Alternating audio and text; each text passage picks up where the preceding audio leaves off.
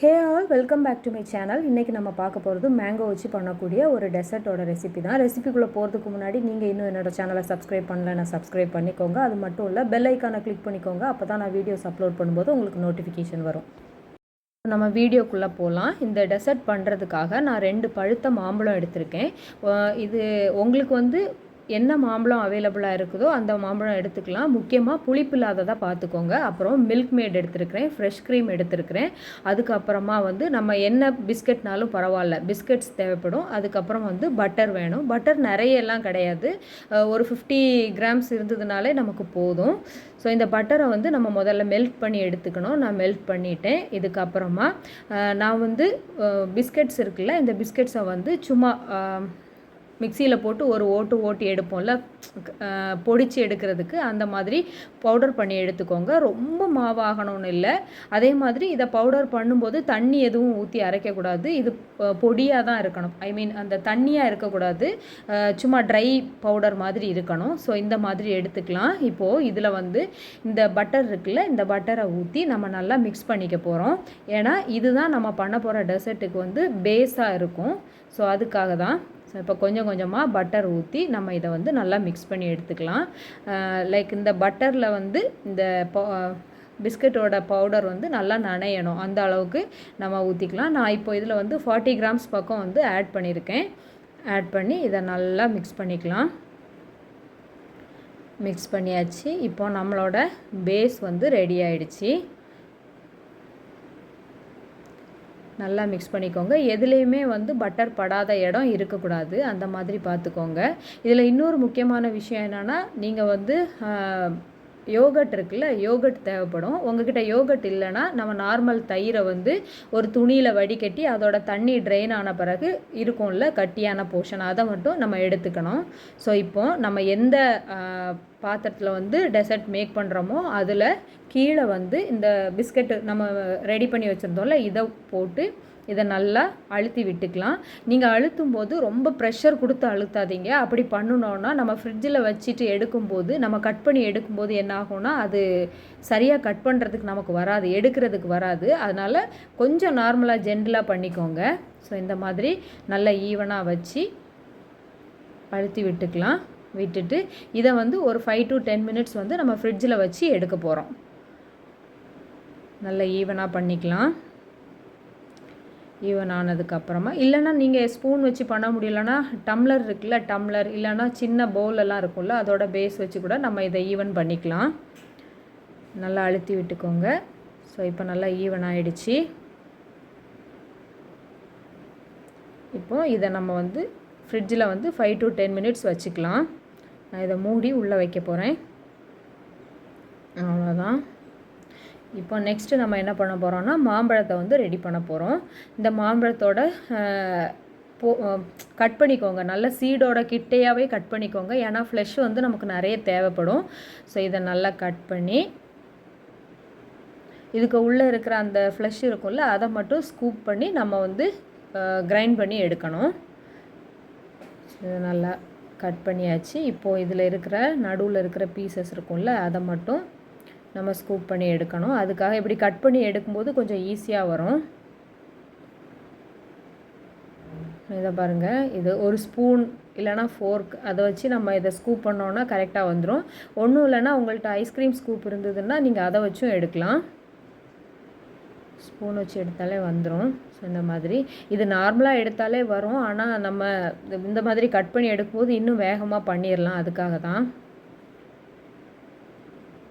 முக்கியமாக இந்த மாம்பழம் செலக்ட் பண்ணும்போது நல்லா பழுத்த மாம்பழமாக பார்த்து எடுத்துக்கோங்க. இன்னொன்று புளிப்பு இல்லாத மாம்பழமாக இருக்கணும். நல்லா ஸ்வீட்டானதாக இருந்ததுன்னா நல்லாயிருக்கும். ஸோ அதை அரைச்சி தனியாக வச்சுக்கோங்க.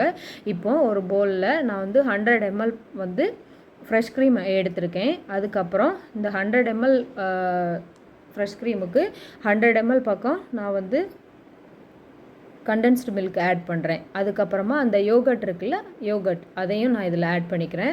ஆட் பண்ணி இதை நல்லா பீட் பண்ணி எடுக்கணும். இப்போ உங்ககிட்ட வந்து பீட்டர் இருந்ததுன்னா நீங்கள் அதை யூஸ் பண்ணிக்கலாம். ஹேண்ட் பிளெண்டர்லாம் இருக்கும்ல, அது இருந்துச்சுன்னா இன்னும் நல்லது. நல்லா ஃப்ளஃபியாக வரும், நல்ல க்ரீம் மாதிரி வரும்.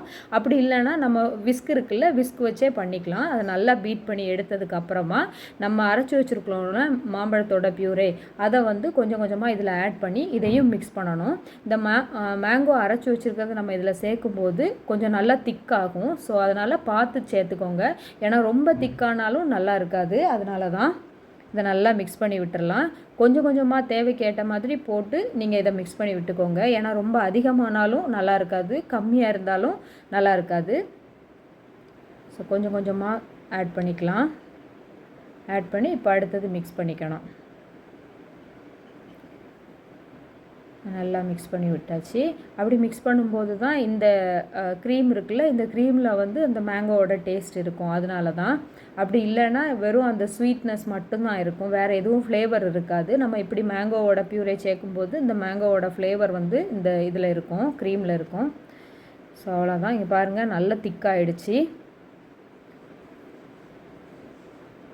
இப்போது நம்ம ஃப்ரிட்ஜில் வச்சுருந்தோம்ல பிஸ்கெட் பேஸ் ரெடி பண்ணுறதுக்காக, அது மேலே வந்து நம்ம இந்த க்ரீமை வந்து கொஞ்சம் கொஞ்சமாக போட போகிறோம்.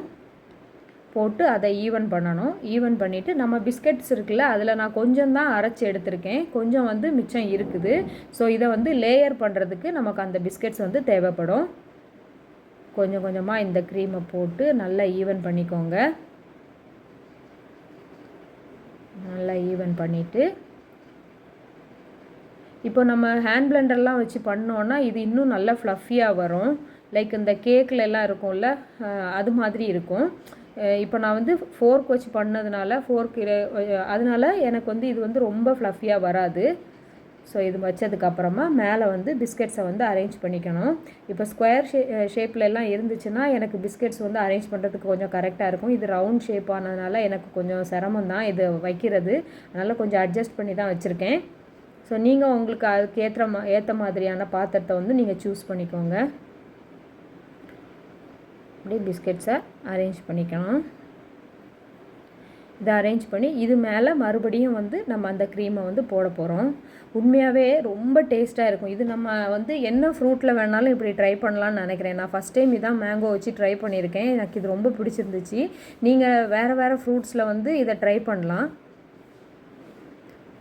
இது இப்படி போட்டு மறுபடியும் இதை ஈவன் பண்ணிவிட்டு இதுக்கு மேலே மறுபடியும் பிஸ்கட்ஸை வந்து அரேஞ்ச் பண்ணி வைக்கணும்.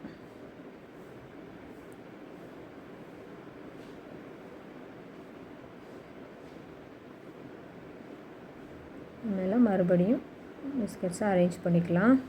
இதில் என்ன பிஸ்கெட் வேணாலும் நீங்கள் யூஸ் பண்ணிக்கலாம். உங்களுக்கு எது பிடிக்குமோ அதை பண்ணிக்கோங்க.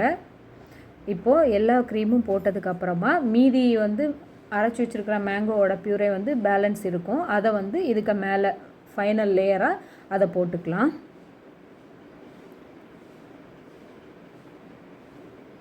நல்லா ஸ்ப்ரெட் பண்ணி விட்டுக்கலாம்.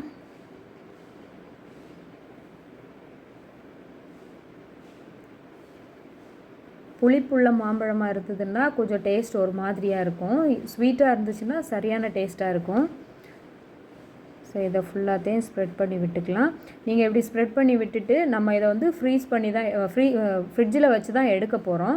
எடுத்ததுக்கப்புறமா சர்வ் பண்ணுறதுக்கு முன்னாடி அது மேலே கொஞ்சம் மேங்கோ பீசஸ் கூட நீங்கள் கட் பண்ணி சேர்த்துக்கலாம். இல்லை உங்களுக்கு ஏதாவது நட்ஸ் பிடிக்கும்னா அதை கூட மேலே வந்து கொஞ்சமாக கட் பண்ணி போட்டு சர்வ் பண்ணிக்கலாம், நல்லாயிருக்கும். ஸோ இந்த மாதிரி வச்சுட்டு இதை ஓவர் நைட் நான் ஃப்ரிட்ஜில் வச்சு எடுக்க போகிறேன். ஃப்ரீசரில் கிடையாது, ஃப்ரிட்ஜில் வச்சு எடுத்தோன்னா நம்மளோட டெசர்ட் வந்து ரெடி ஆயிரும். ரொம்ப ரொம்ப சூப்பராக இருக்கும். கிட்ஸுக்கு கண்டிப்பாக பிடிக்கும். உங்ககிட்ட அவன் இல்லை அப்படின்னாலாம் நம்ம கேக் பண்ண முடியாதுன்ற ஃபீலிங் இருக்கும்ல, அவங்களுக்கு வந்து அது வந்து காம்ப்ரமைஸ் பண்ணுற மாதிரி இருக்கும். வீட்டில் ஃப்ரிட்ஜ் கண்டிப்பாக எல்லார் வீட்லேயும் இருக்கும். ஸோ இதை கண்டிப்பாக ட்ரை பண்ணி பாருங்கள். ட்ரை பண்ணி பார்த்துட்டு எப்படி இருந்துச்சுன்னு சொல்லுங்கள். மறக்காமல் என்னோடய சேனலுக்கு சப்ஸ்கிரைப் பண்ணிடுங்க. தேங்க்யூ ஃபார் வாட்சிங்.